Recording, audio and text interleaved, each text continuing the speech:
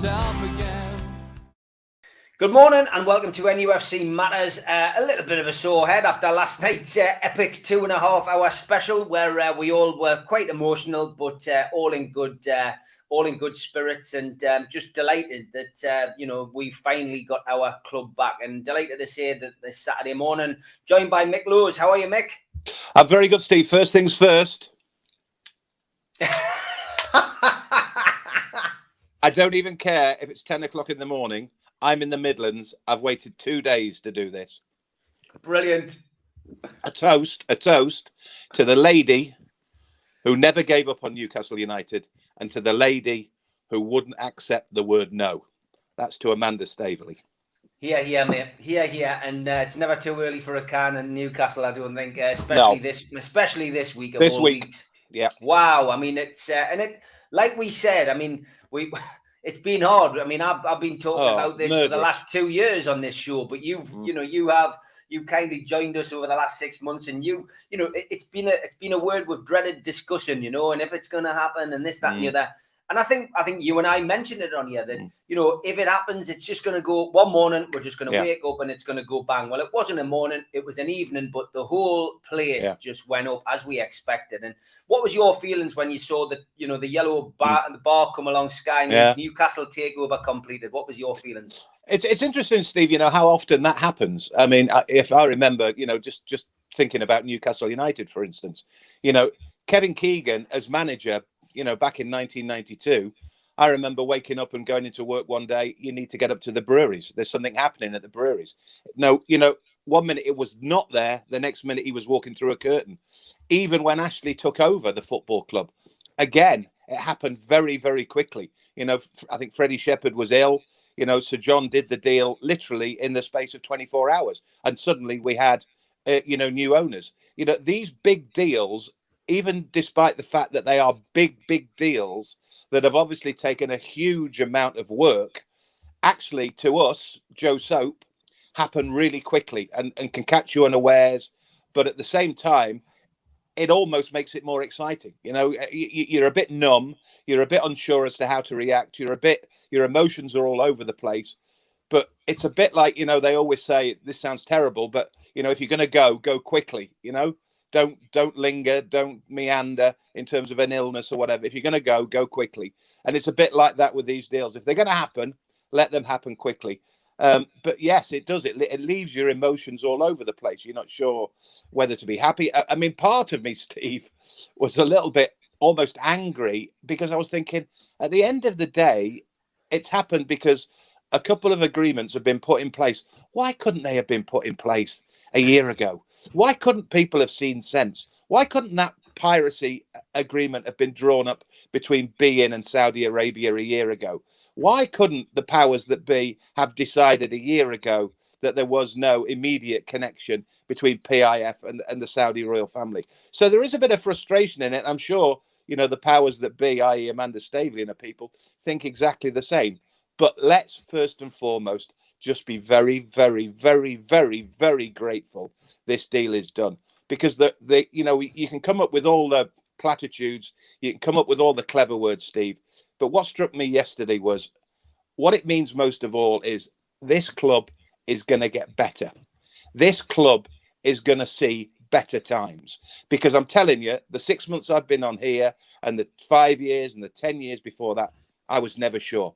You were never sure that actually this isn't what we were in for the long term, that we wouldn't end up at some point in the Championship and not get out of the Championship, that we might even drop to the level that poor old Sunderland are at this minute in time and go through what other clubs have gone through. Nottingham Forest, not a million miles from here, one-time European Cup winners, one-time leading lights in Premier League football, not been in the Premier League for 20 years. That was the fear. That was the danger. Even up until 4 days ago, Steve, that was the danger with Newcastle United. Suddenly, we've got hope. Suddenly, we've got almost, there is no such thing, but we've almost got a guarantee that things are going to get better. And if we lose to Spurs, okay, we lose to Spurs. If we then lose to Palace, if we then lose to Chelsea, all of a sudden, Steve, it's not the end of the world. It felt like the end of the world 4 days ago. So onwards and upwards, God bless them for coming in, getting the deal done. and and I'm happiest most of all, and I'm sure Amanda Staveley, deep down feels the same.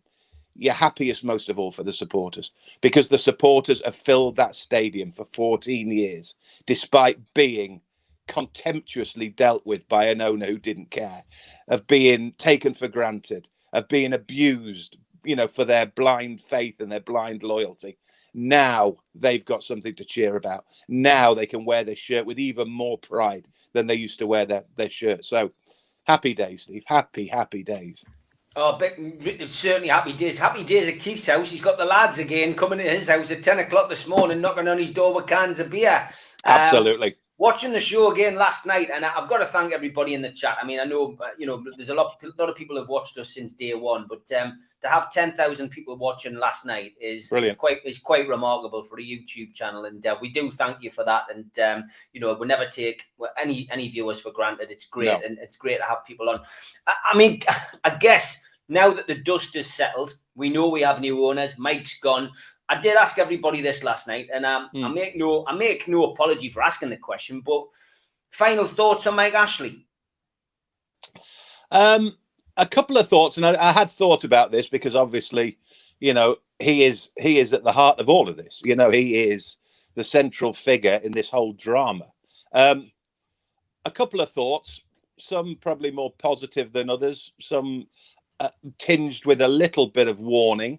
Don't forget, Steve, 14 years ago, we were sat in this exact same position, or we would have been sat in this exact same position, just as optimistic, just as hopeful, just as looking forward to better times as we are now, because we'd replaced a millionaire who had guaranteed and had backed the new owner. We'd replaced a millionaire with a billionaire. We'd replaced Freddie and Sir John with a billionaire who was British, a billionaire who had a connection to sport, a billionaire who we were told liked football. So we didn't have a Russian oligarch. So we didn't have American owners who were driving people crazy at Manchester United and Liverpool. We had a British owner who within 2 or 3 months was out in the big market drinking with the lads. It was happy days, Steve. It was happy days. Now it turned. And that's what I've said a moment ago about there are no guarantees. So what I will do is I will use Mike Ashley as an example that all that glitters isn't gold necessarily. So let's bear that in mind. And the other thing, which makes me slightly sad as well, is that as happy as you are, as happy as I am, as happy as millions and millions of Newcastle United supporters are, as happy as Amanda Staveley and her group are at the Jesmond Dean this morning, do you know who'll be happiest of all almost? Mike Ashley. Because he's turned 120 million into 300 million. He's got out of town with his mind intact. He's going to get no more grief. He's going to get no more stick. And he's out of football, and he's left to carry on wherever he wishes to carry on at Sports Direct or Cruise or wherever. So, it's not as if, Mike Ashley's walking away from this as the wounded party, as the man who's been taught a lesson, so to speak. He will be as happy as Larry. So those are my thoughts. The other slight consideration to bear in mind is that although it won't happen, because I'm told that they will tread softly and will work in a very meticulous manner, won't rush into things. At least the fact that this club is healthy financially helps us to be able to absorb the financial fair play. We are in a position to spend an awful lot more money than we would have been had the previous owner run up debts, etc. So there is one slight silver lining to the cloud that is Mike Ashley. But essentially, to go back to the start of your question, Steve, I have no real thoughts on him at all. He was distanced from my data bank and my memory many moons ago, Mike Ashley, because otherwise you'd just run yourself into the ground worrying about the state that he got Newcastle in and the disregard with which he treated the people and treated the football club. There's been good people leave that football club, Steve, because of Mike Ashley. There's been good people ground into senseless pulp almost by Mike Ashley and the way that he conducts himself. I'd imagine working at Newcastle United for the last 24 hours has been like somebody flicking a switch. There's light. There's a that you can go in with a smile on your face. You can go in without the worry of the repercussions of doing something wrong or whatever. This all comes from working with a megalomaniac, working, with a dictatorial owner. It must be fantastic for some of those people, good people at Newcastle United, who've suddenly been rid of that owner. We always encourage questions on here, and you can do that by dropping into the chat. Blue Moon Boy says, where do you think this ranks in terms of everything that you've seen happen at the club, Mick? I wouldn't say it's as seismic as some people are saying. At the end of the day, it's an owner who's come in and bought out the previous incumbent. And yes, it's nice that Mike Ashley's gone, and yes, it's nice that there seems to be the promise of investment.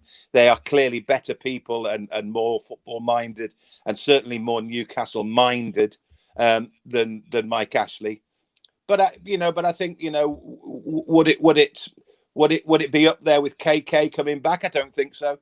Kevin Keegan absolutely metamorphosized that football club as a player and as a manager. I always say he changed my life. He changed the life of millions and millions of Newcastle United supporters because he brought Champions League football. He brought the possibility of a Premier League. Is it up there with breaking a world record to bring, the legend that is Shearer back? Probably, it's probably not as exciting and probably not as sexy as either of those two. I mean, is it genuinely, Steve? Is it more exciting or more important than winning 3 FA Cups in the 50s, winning the Fairs Cup in 1969, almost winning an FA Cup in 98 and 99?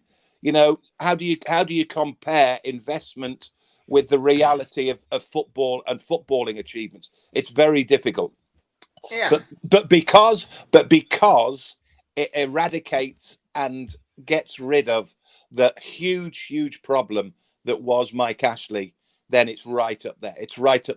But it has to be followed through, Steve. It's no good getting rid of Mike Ashley and you and I sat here doing a podcast in 2 years' time saying, oh, wouldn't it have been lovely if Amanda Staveley and the guys had followed through and had got that training ground built that's now sitting somewhere in Newcastle half built, and the squad is still depleted, and there's a new owner in town. It has to be followed through. I'm looking forward to hearing from them. I'm one of those who likes to listen to people rather than to read quotes from people and see reports and hear reports of people. I like to see the whites of people's eyes when they're telling me that they're going to invest millions and they're going to do this and they're going to do that. And we haven't had that yet. So I'm sort of tempering this huge optimism and this huge excitement with just wanting to see the whites of their eyes, wanting to hear them say it. Because I think when you hear people say things, you get a much better feel for them than you do sound bites and reports in newspapers. You've just used a word which I was going to use to you, and that's tempering. And yeah. in the term I was going to use, it was tempering expectations. Because the deal got done quite late. They were expecting it to go through at 9, then 12. Yeah. It didn't go through till 5. Then I would imagine everyone was quite frazzled and they were thrown into the media spotlight. Yeah. I thought Amanda carried herself off fantastically well. I've known her for 4 years now, and I knew she was capable. She's not shy of the camera. She can conduct herself well. But she looked tired. You're right. She looked tired. She looked tired. She looked like somebody who'd been right through the ring, right through the mixer. And that's and I felt sorry for her because, I don't know whether she fully does appreciate what she's done. The old genus goldfish bowl, whatever. It doesn't matter if you're a hardened manager or a hardened player. Newcastle United and being involved in Newcastle United, and as you mentioned there, managing the expectations of Newcastle United can wear down the hardiest of people. It's a tough gig. Kevin Keegan, one of the most magnificent people around. It wore him out. It wore him out because he wanted it so badly. You've got to be very careful. You've got to be very careful. They're talking about a training ground, Steve. Let's be realistic. They've got to draw up plans. They've got to get surveyors in. That's just it seems like a small thing. Or let's just change the training ground. That'll take 3 or 4 years. The years I went to the Etihad, or as was the Commonwealth Games Stadium, when Manchester City first moved in, and then Abu Dhabi took over. Every year it was like visiting a building site. Oh, what are they doing now? What's that? What's that? What's happening? Is that a college? Is that a training ground? Or is that what facility is that? And it took years and years and years and years. And as a result, people, and another word that's been used other than expectation, patience. People have got to be patient. And that's why, I started off by saying, just console yourself. Just never forget the fact that things will get better. They will get better. And that's not something that was guaranteed or even contemplated 3 or 4 days ago. They will get better. Things will this club will come again. It will come again. Yeah, they have got a big decision to make. They're going to have a lot of big decisions to make. But Colin's asking, who would you like as manager and what ex-players would you bring back to the club and what positions would they fill? I mean, I've got to be perfectly honest. I listened to the quotes from Steve Bruce. I think he realises his time is up. Yeah. But it's a big decision, that, Mick, because it depends on how we're going to move forward as a football club. This is a long-term plan. This isn't short-term. I think anybody expecting Mourinho, Gattuso, Conte walking in are going to be very disappointed. I think they're more likely to bring in an Eddie Howe, somebody in that mould. And I feel that will be a way to build. But it's a big decision, isn't it? I mean, Brucey must be just sitting waiting for the phone to ring and expecting that call, I guess. I don't know how many times I've said on here, Steve, how sorry I felt for Steve Bruce, because I think he was a proper fella. I think he is a proper fella. I think he's a proper football man. He's a Newcastle fan. He wanted what's best for Newcastle. Said a million times on here, and I made no apology for it. The guy was not the enemy. The enemy was the guy upstairs. And like I felt sorry for Pardew, like I felt sorry for Carver, like I felt sorry for McLaren, like I felt sorry for Benitez, like I felt sorry for all of those managers who worked with their hands tied behind their backs and worked with Big Brother leaning over their shoulder, getting involved, manipulating. It's a thankless job, or was a thankless job, being manager of Newcastle United while Mike Ashley's in charge. Now, the double whammy, bless him, for Steve Bruce is that immediately, Mike Ashley leaves, he has to leave as well. But he knows, because going back to the point I keep making, he's a proper fella. He's a proper footballing man. He knows that a new broom sweeps clean. It's just something that happens in football. And he's been in football long enough, 20, 30 years, to know. And I think, as you say, I think he did the newspaper article because he wanted to get his point over, quite rightly, that he's not bitter. He's proud of his time as manager of Newcastle United. As a Newcastle fan, who's got on their CV at the end of the day the fact that they managed their own club? Players die for playing for Newcastle if they're Newcastle fans. The Robbie Elliott's, the Shearers, the Clarkies, you name them. Same with a manager. If a manager who's a Newcastle fan gets the chance to walk through that manager's door at Newcastle United, regardless of whether it goes well or not, they've got something on their CV that hundreds of others would love to have. So Steve Bruce goes with all my sympathy.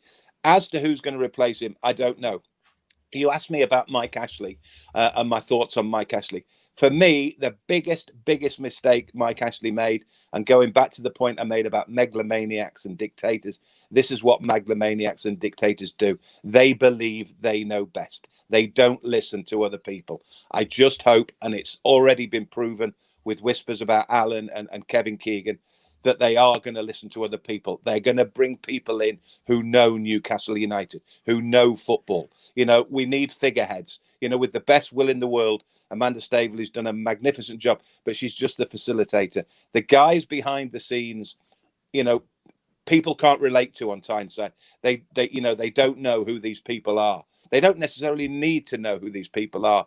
These are the people writing the checks. These are the investors.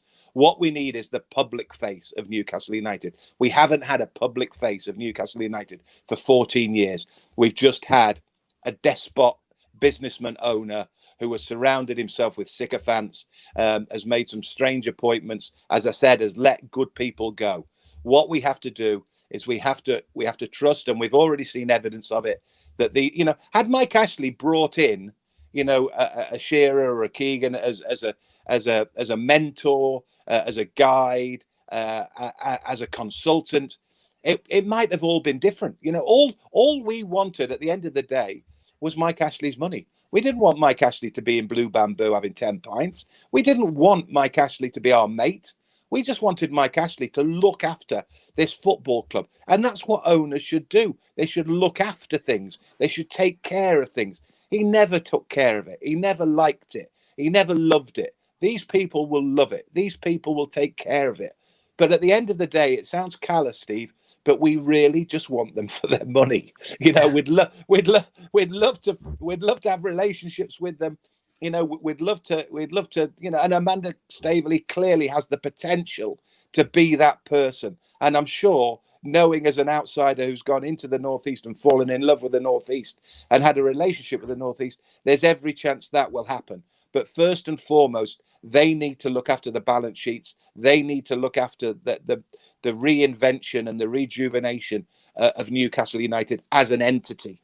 The footballing side of things, they need to get people in, and they need to listen to people. And they give you the impression that they will, unlike the previous owner, listen to people. And good people in football will tell them who they need to go and get. And dare I say it, because this is how, even though I don't really know him very, very well at all, in fact, I barely know him, it wouldn't shock me in the slightest if you went to Steve Bruce and said, look, who do you think we should get? He might even make a positive impact, because at the end of the day, he's a Newcastle fan who had a go at it, worked with a bad owner, and it failed. But I'm sure he still holds Newcastle at heart. And with these new people, who knows? He might put he might have some sort of input. But either way, to answer your question, I don't know who it'll be. I don't even know who I want. I don't even know if I want an Eddie Howe or a Graham Jones, or whether I want a superstar manager. I'm not sure.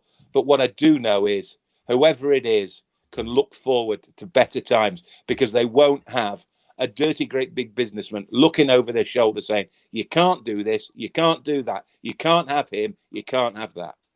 Yeah, well said. Tony Davison says, what was the original plan? How much did Rafa have to do with bringing PCP to the table? Do you not think Rafa will be approached to be manager? Well, I can answer that question, Tony, because I was there. I was part of it. And ultimately, yes, Owen Brown and Richard Green were the people who brought Amanda to the game to sit at the table, which I was on each week as part of Rafa's backroom team.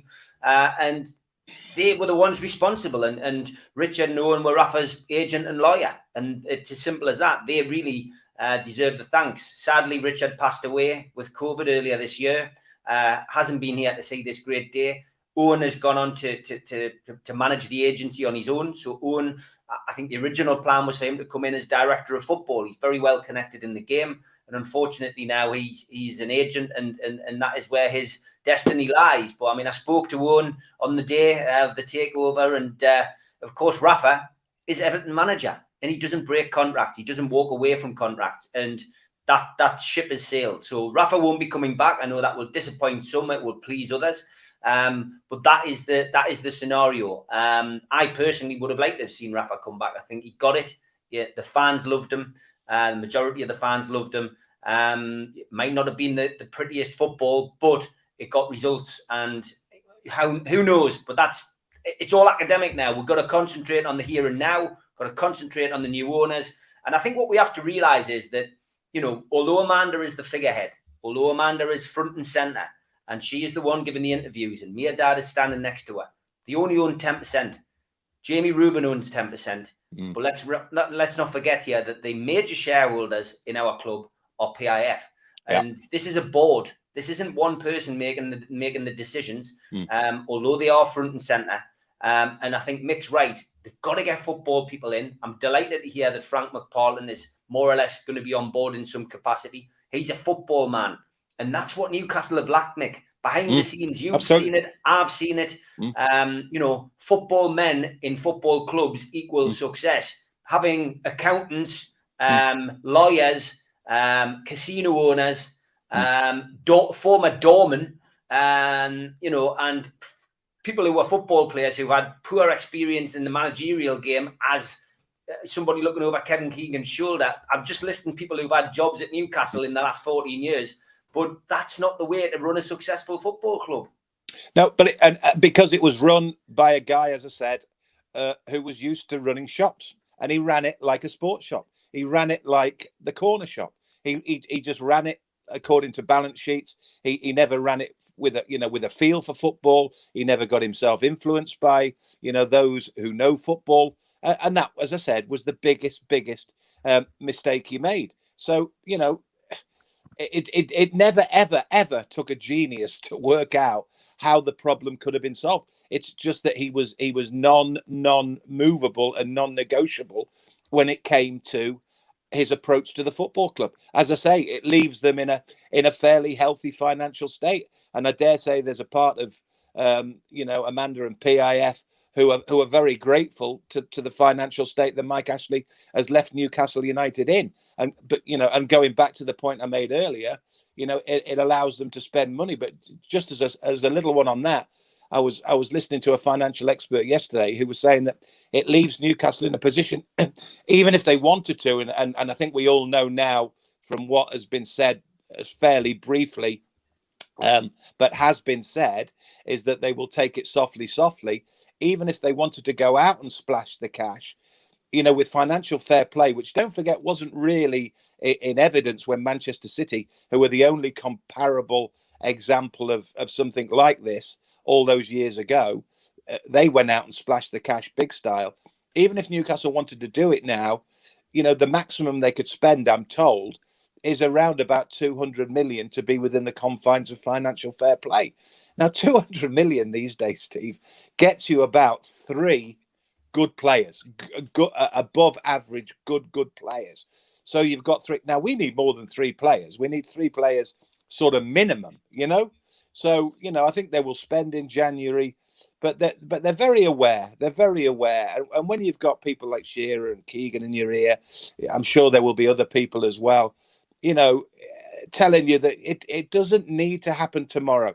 It happened very quickly in the 90s, Steve. But don't forget, in the 90s, Newcastle were the only ones splashing the cash. We were the market leaders. We were the ones, in Keegan's words, who rolled the snowball down the hill, and it just got bigger and bigger, and we were almost, unable to control it. But what we did back in the 90s was spark investment elsewhere. So suddenly Abramovich arrived. Suddenly the Manchester Uniteds and the Liverpools got huge amounts of investment on board, because suddenly they had to compete with Newcastle United, who were breaking British records left, right and centre for defenders, etc. Broke a world record for Alan Shearer. Were spending money hand over fist. And it was a bit like, it got to the, I always used to say, Newcastle haven't got a leg to stand on when they say, oh dear me, it's terrible that all these clubs are spending all this money. We can't compete. Well, it's a bit like saying, oh, there's a fight in the playground, there's something terrible happening, and somebody turns around and say, well, you started it. I mean, we started the whole spend mentality. So money isn't the be all and end all. And now that financial fair play is involved, we've got to be very careful. So, it's not going to happen overnight. It is not going to happen overnight. It's going to take, dare I say it, this season is all about surviving. This season is all about finishing mid-table, creating a platform, whether they get a new manager in for the long term, whether they they might get a manager in for the short term. And then once the base is in place and once the squad is in place, maybe then they go and try and attract a bigger and a more successful manager. But we don't know. But what we do know is it will take time, and it'll take an awful lot of time. We won't be singing and dancing in the streets next May. We won't be singing and dancing in the streets in 2 years' time. It will take time, but it will get better. Yeah, 100%. Big thank you to our sponsors, Spider VPN, Google Spider VPN. They come up at the top of your Google search list for all your internet security. They are the boys to trust. Skipsandbins.com, telephone 0800 25 45 25 3, email inquiries at skipsandbins.com, website www.skipsandbins.com. Easy, contact free and pay as you go waste collection. Big thank you to you for your sponsorship again this month. And L&G Family Funeral Directors, 0191 389 7245. And to John at qtechshop.co.uk, the makers of pool tables and snooker tables in Wallsend, Newcastle. And thanks to John at Jab Signature. Hope the launch is going well, mate. Seen it all over social media. Seems to be going very well with your new boxing range, which I was repping on GB News this morning, mate. Also, Newcastle Legends logo in the bottom right-hand corner. Click that. You can subscribe for free. Over 600 new subscribers this week, which is fantastic. Hit the thumb up to like the video.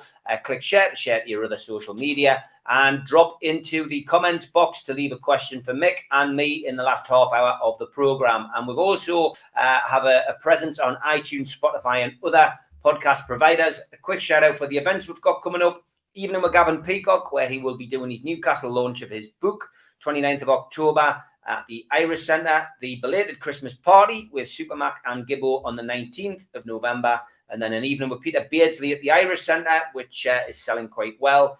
All available on newcastlelegends.com. And you just need to click shop to buy those tickets. And we have a big event after Christmas, which is a great idea for a Christmas present, which is an afternoon with Mick Lowes and Peter Beardsley at the Tyne Theatre.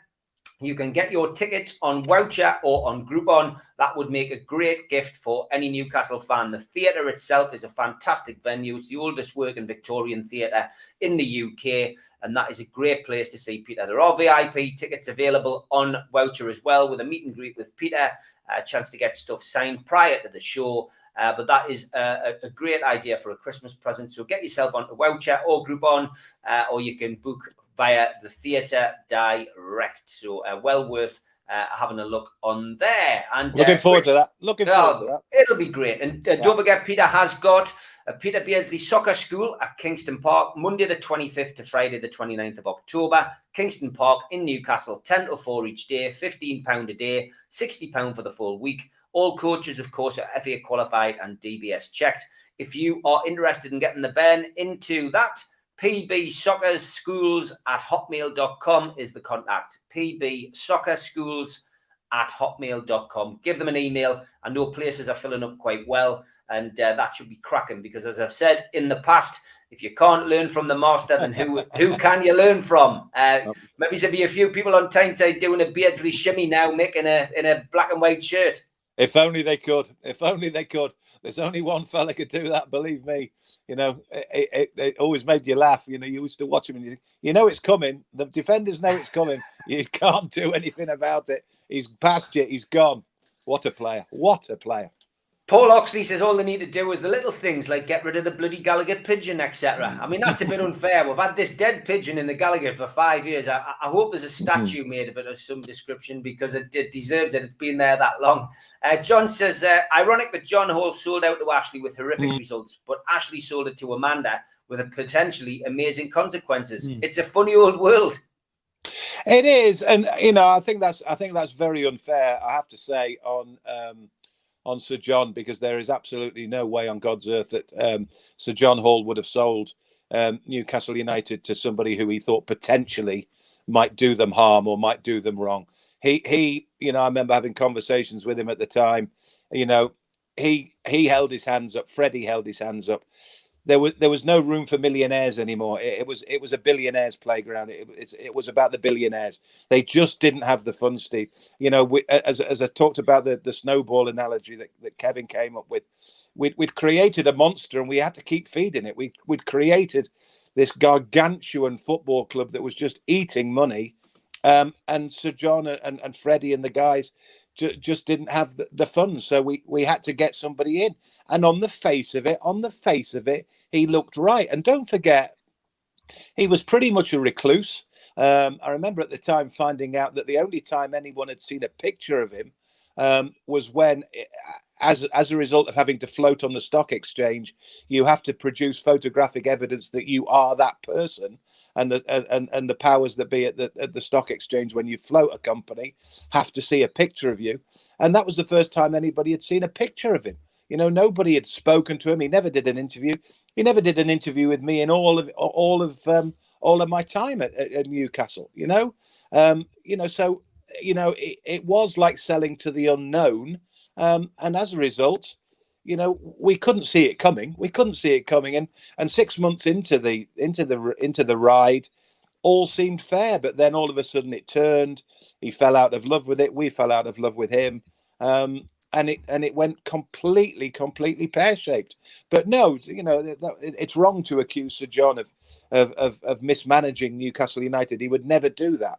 And going back to the point that we made about Amanda Staveley and the new owners taking advice, pick up the phone to Sir John Hall. Pick up the phone to those that were involved back in the day. Sadly, we've lost some great people. Freddie Fletcher's no longer with us. God bless him. Alistair Wilson from the breweries, who was huge in bringing in Kevin Keegan, is no longer with us. God bless his soul. Mates of mine, Haggis, gone. Good people gone and haven't seen this day. And that's a crying shame. People, as I mentioned earlier, have left the football club because they couldn't work for this guy, but had Newcastle United at heart, would dearly love now to have their jobs back at Newcastle United. So, sadly, time waits for no man, as the saying goes, Steve. So we just have to move on. But no, the sale to Mike Ashley at the time, believe me, there was not a single dissenting voice. And anybody who tells you that they could see what was coming is a liar, is an absolute rank liar.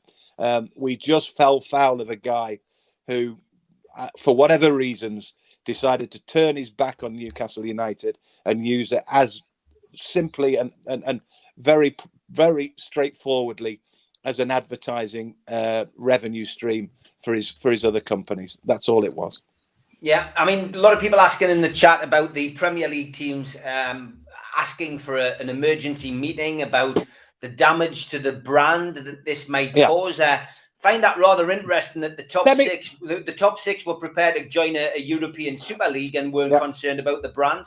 Let me tell you something about this, Steve, because I've had a look into this, and I pretty much knew it already. But all it did was it cemented the hypocrisy and the double standards, not just in football, but just in life in general. Because I'm going to throw the royal family and the monarchy into this, and I'm going to throw the government into this. There are so many double standards. There's so much hypocrisy about this whole human rights argument. There is no doubt that the Public Investment Fund has a link. Of course, it has a link to the Saudi Arabian royal family. The Crown Prince, Mohammed bin Salman, is chairman of PIF and is the Crown Prince. So there is a link there. Of course, there's a link there. Now, how strong a link there is, we don't know. But it would be wrong to say, that there is no connection between the Saudi royal family and the people who own 80% of Newcastle United. That would just be pulling the wool over people's eyes. That would be lying to people. That would be being naive. What has happened, though, is that the Premier League, rightly or wrongly, have accepted and have passed this takeover, which, by the way, has got sod all to do with the rank and file of Newcastle United fans. And people saying that Newcastle United fans, 5,000 of them outside St. James's Park, celebrating, are condoning public rights issues in the Middle East is absolutely scandalous, by the way. Is scandalous.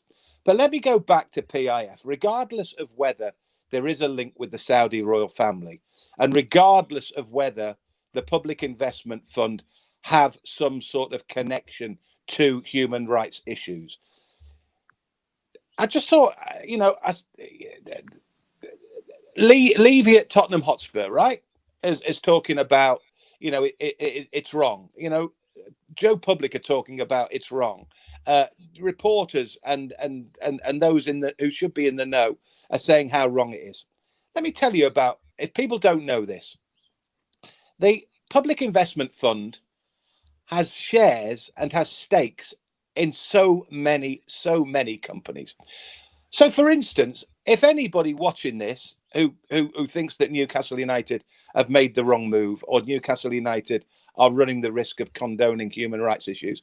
I just hope that not on Facebook today, and they're not on Facebook arranging a visit via an Uber taxi to the cinema to watch a Disney film this afternoon with their kids, because Disney is PIF.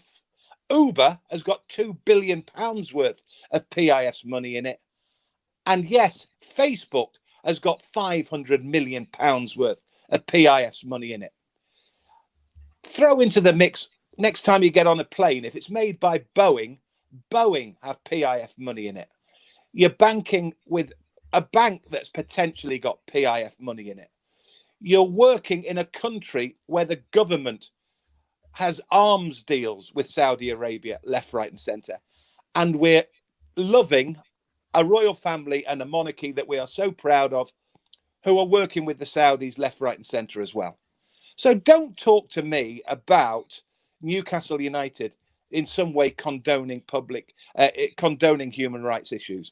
You know, the Public Investment Fund is a huge conglomerate that has lots of fingers in lots of pies. And if you start pointing fingers, and the thing that really annoyed me was this phrase sports washing. It's almost as if you're accusing, or the general public are accusing sports fans of being the ones who are so irresponsible that they turn a blind eye to these sorts of issues. Bearing in mind the money that they've got in Disney, why have we never called it cartoon washing? Why have we never called, why have we never said, oh, you shouldn't go to the cinema and watch Walt Disney films because they are involved and have investment from PIF, and PIF have a connection to the Saudi royal family. So the hypocrisy and the double stand. I don't want to see anybody get in an Uber taxi who is accusing Newcastle of this, that, and the other. I don't want to see anybody on Facebook who is shouting and bawling on Facebook about Newcastle United condoning human rights issues and slagging off the sale of Newcastle United to Amanda Staveley and her people. Get off Facebook, because, by the way, Facebook is part owned by PIF as well. So forget, and it may get sorted, it may not get sorted. But the bottom line is the Premier League have approved it. It's been sorted. It's been given the all clear. Get on with it. Move on with it. Those other issues are for governments and for monarchies. This is about the ownership of a football club and Newcastle United getting on with their lives and making the lives of those in the Northeast better, and they will do that. I can see a chorus of Levy, give us a wave next week, because of all the teams to be playing, Tottenham Hotspur, who were really at the centre of this whole Stop Saudi Coming In campaign. Especially if it's in the back of an Uber taxi, Great point, though. Yeah, and I mean, the human rights issue. I was on GB News this morning with Liam Kennedy talking about that, and it's always a question that they're going to ask. And I've just said I'm a simple man, Mick. I just like to follow my football club. I like to go and watch Newcastle play, win, lose, or draw. Obviously, want to go to the game with a bit of hope. Yeah. The only rivalry I'm really interested in, and we haven't had it for a while, is Newcastle and Sunderland. But to be fair, Steve, that's too easy. That's too easy. I don't think we should play dumb. I don't think we should play we are simple folk who are just interested in our football club. What we should do is we should draw attention, as I have, to the fact that this is a complicated issue. This isn't about Newcastle United condoning what might or might not be happening. It's about educating people. It's about the fact that what this takeover has done. It's ended a piracy war in the Middle East between beIN Sports and those in Saudi Arabia. Now, that's positive. That's good. Richard Keys and Andy Gray can sleep easy at night now. But it's resolved that. It's also probably made PIF think a little bit about, how close a relationship there should be between the royal family and PIF. But then again, PIF is there to encourage investment in the Saudi Arabian state, in the same way that, when there's criticism of the royal family in this country, Steve, do you know what people say? Do you know how much money the royal family brings into this country?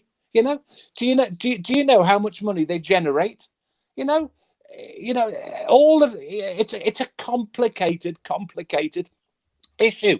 None of us want people mistreated because of their sexuality or their gender. None of us want journalists allegedly murdered. Do they think we are so stupid? But the thing that really annoys me is this sports washing bit. It's a bit like they consider sports fans, whether it be boxing fans, whether it be football fans, wherever else Saudi Arabia has got involved in sport. It's almost like, well, sports fans take it because they don't care about anything other than their sport. Hang on a minute. Why aren't, as I say, huge companies like BP and Boeing and Facebook and Disney, these are bigger than Newcastle. They've put more money into Disney and Facebook than they ever have into Newcastle United at this moment in time. Why aren't they getting grief? Why aren't people drawing attention to that? It's double standards. It's hypocrisy.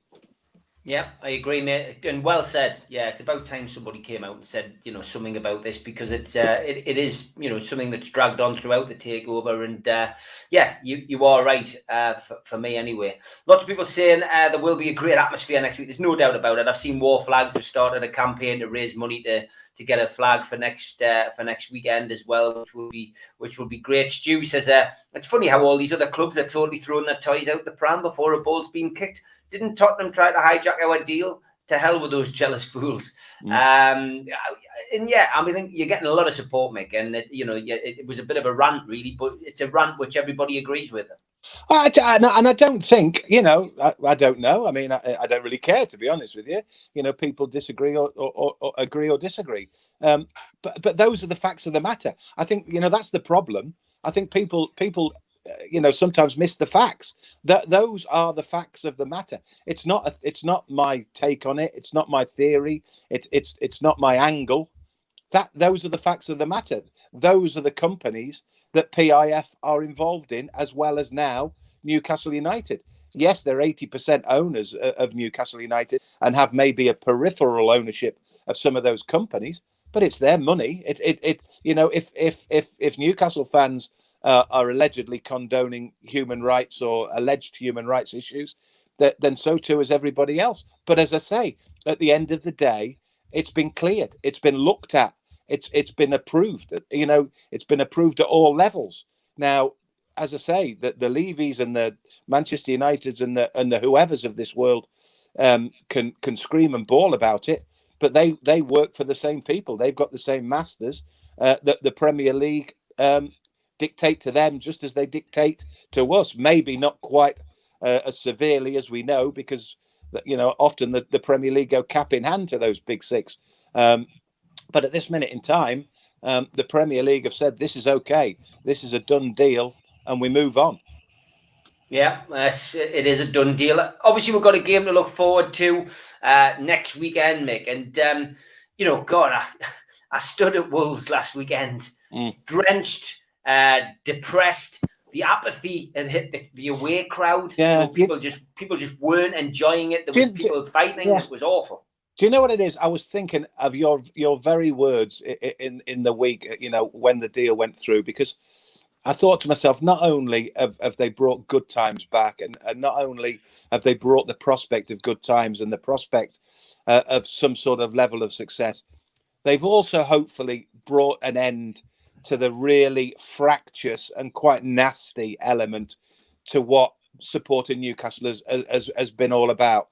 In the end of my time at Newcastle, when I was, again, I don't care what people think. I'm a bit like you. I'm Marmite, I backed Pardew. I liked Pardew. I thought Pardew was successful. In fact, he was successful. But the arguments I had, Steve, almost fights with people who were accusing me of this, that, and the other. And it was all born out of frustration, you at Wolves last week, people fighting and screaming and bawling at each other. It's all born out of frustration. We all essentially want the same thing. We all want a successful Newcastle United. We all want everybody rowing in the same direction. We weren't rowing in the same direction. Now, hopefully, we can get all the ducks in place. We can start moving towards a common goal, and that is to get this club back where it belongs, back in the top half of the Premier League initially, back enjoying its football. That atmosphere against Tottenham Hotspur will be out of this world. I can guarantee, I know you will, and I know I will. We'll shed tears. I will shed tears at that Tottenham game without a shadow of a doubt, because the prospect, and I'll put a little word out there for them now. Get behind these lads at War Flags. Make donations to War Flags. Let's make St James's Park on Sunday the 17th the epicenter of world football, so that everybody who watches the pictures, it's already taken by TV. I think they would have died a death, Sky, having missed out on Ronaldo, if they'd missed out on the 17th of October at St James's Park, because that will be a stadium to behold. That will be an atmosphere to behold. And I don't care if they lose 3-0. I don't care if they lose 2-0. I don't care if they lose 5-0. The atmosphere in that stadium will be absolutely off the charts. You can't get a ticket now. Get those flags made. Get those flags. Say thank you to these people for buying this football club and rescuing this football club. It will be someday, Steve. It will be. We always get the big questions. Geordie Tuvalay says, did your sister get wrong after your last video, Mick? I hope she's okay now. 2 things. She got wrong, and I discovered there was a do not disturb button on an iPhone. Brilliant. Yeah, there was a little interruption last week, which was funny. Graham Nichols says the only way to potentially change things is by communication, and then getting involved in Western companies like NUFC. That can only help. Just going on about the topics we've been discussing. Jody Eames says the arbitration would have opened a can of worms for the Premier League and the top teams. That's why the deal went through. I mean, no coincidence is it that 33,000 people sat and watched a CAT preliminary hearing, which nobody knew about, and then next thing you know, it's getting waved through. And 100% of what he's just said there as well, that all of a sudden people took note of the fact that the arguments for and against were so heavily, seemingly weighted in favour of the deal going through before, as you say, it got to arbitration, where even more stuff would have come out and more attention would have been drawn to the fact that there was clearly some, I think I used the word shenanigans last week, and some certainly underhand dealings had gone on. So yeah, I don't think it's any coincidence at all that in the light of the CAT case and in the light of the prospect of even more statements and well, whatever exclusives, whatever made public, that they decided to do a deal. But as I say, it was frustrating on my part, bearing in mind that you would have thought that the 2 loose ends, which were the piracy situation and the separation between the Saudi state and PIF, you just hoped or you just wished that could have been done sooner. Maybe I'm being unfair. Maybe it wasn't possible. But again, let's be just grateful that it has been done, and grateful that we don't have to wait for arbitration in January, and that the likes of Keith Patterson have helped the cause enormously by initiating the CAT case. Yeah, I mean, Keith has had a lot of praise. I guess as well, over the last 14 years, you have to give praise to those protest fans who went down to London. Young Holly, of course, who was at the forefront of that with some really good people protest NUFC. Then you go further back into the days of Mike Ashley Out campaign or Ashley Out campaign. I mean, there's been so many who have tried and not quite succeeded, but it's all led, I guess, to Ashley eventually saying, well, you know what? I'm going to put the club up for sale. And had it not been for, that kind of pressure and the fact that people were saying, get out of our club, he has gone. And, I'm just trying to be fair, Mick, because there's been a lot of people who have put their head above the parapet and tried. Ultimately, there is always going to be somebody who gives that final push off the cliff. Yeah. There's a lot of people tried and put their head above the parapet, which is difficult. Yeah. I accept what you say, Steve, but I can't, having had the rant that I've just had about hypocrisy and contradiction, I can't lie and say that, I have come on here before and said I just wished that fans could have got their heads together, and the factions within, Newcastle United supporters base, whether it be, the MAG, True Faith, yourself, this supporters group, that supporters group. I've joked in the past about are you the Judean People's Fronts? You know, no, we're the People's Front of Judea. You know, it was a bit like that. But then again, I think that was born out of frustration as well. But yes, you know, people tried. I just going back to the bit about hope and the bit about you know, at least now we can look forward to better times. Because 4 days ago, and it sounds scary, doesn't it? But 4 days ago, I just never believed. I was never sure he would ever go. Honestly, I was never convinced he wanted to sell it. I think somebody, I don't know if it was one of the takeover group, but somebody certainly said that Mike Ashley wasn't so much demanding too much money. He was just a difficult seller. I think that was the phrase that I heard. But I mean, he's got more money than the club is worth. You know, I've said this a million times. It's not worth 300 million. I think if you asked the takeover group, I think if you asked Amanda and PIF and those sort of people, they probably think they probably have paid over the odds for it. But they've got enough money to be able to pay over the odds for it. But no, it is just a shame that he hung around as long as he hung around for. But you know, I can factor in COVID, Steve. You know, I mean, I remember saying on here, or certainly saying somewhere last year, that I do think because some of his businesses took a big hit with COVID, as a lot of retail did with COVID, that sort of tipped him over the edge, as if to say, look, I need to get rid of that football club because I need to invest and I need to protect my baby. My baby is Sports Direct, and then my other businesses. So I'm not too sure that COVID didn't play a part in this, because had we not had COVID and he carried on his merry way and retail continued and retail didn't take the hit that it hit, who's to say that he might not be as stubborn and as ignorant as he's always been, and just sat and saw it out for another 3 or 4 years. So maybe COVID's done us a favor. Maybe the hit that businesses have taken during the pandemic has helped as well. Whatever it's taken, Steve, whatever has led to this happening, we should be eternally grateful. You know, it's happened. It's gone. 4 days ago, I never thought that would happen. Yeah, me neither, mate. Me neither. It's you know, it was starting to, you know, cross my mind that it might not happen, but no, fantastic, and you know, great stuff. I just had a text actually of another ex-player, and it's always nice to hear. And I made no apologies for reading this one out. It's not a private message. It's from Liam O'Brien. He says, "Hi Steve, was giving it a couple of days to sink in before I text you. Anyway, great news. I'm sure you're over the moon with the new takeover. It's been a long time." Waiting, but the club and the fans and the city deserve it. I'm thrilled for you and everybody. So onwards and upwards from Liam O. And I mean, that's really a message which has been echoed by a lot of ex-players who've messaged me this week, and I'm sure you've been the same, mate. The ex-players have been ostracised from this club for 14 years. They've been, you know, some of them have been ridiculed. Yeah. Some of them have been, you know, treated horrendously. And now you can see they're coming back together, can't you? And do you know why Liam O'Brien texted you that? And you know why Mick Martin stayed in Newcastle? You know why John Anderson stayed in Newcastle? Do you know why plenty of other players who moved to Newcastle and stayed in Newcastle? Do you know why me, the first thing I said on Thursday night, whenever it was, enjoy the night, you wonderful, wonderful people, because they know and I know, as outsiders, you as people, you as a nation, you as a set of football supporters deserve this more than anyone.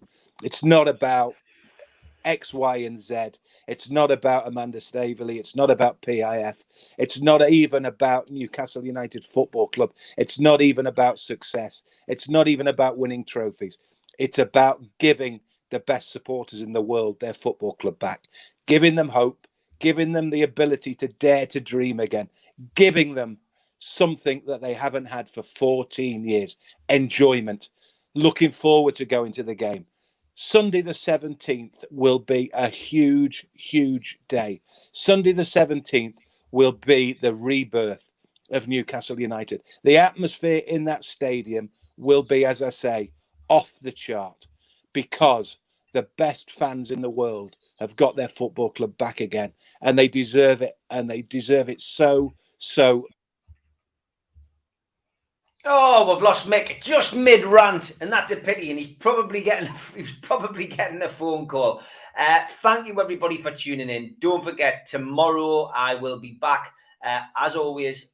This time with Holly Blades. We are going to do an early morning one because I'm going to go out for a well-deserved drink with my friends who I grew up with in the Felon, and I'm looking forward to seeing them. And I'm going to celebrate the takeover. So we will be live at 11 o'clock in the morning. Mick's just coming back. You were mid-rant, Mick, and it was great. I think everybody got the sentiment, mate. But finish off. I thought the line had dropped out.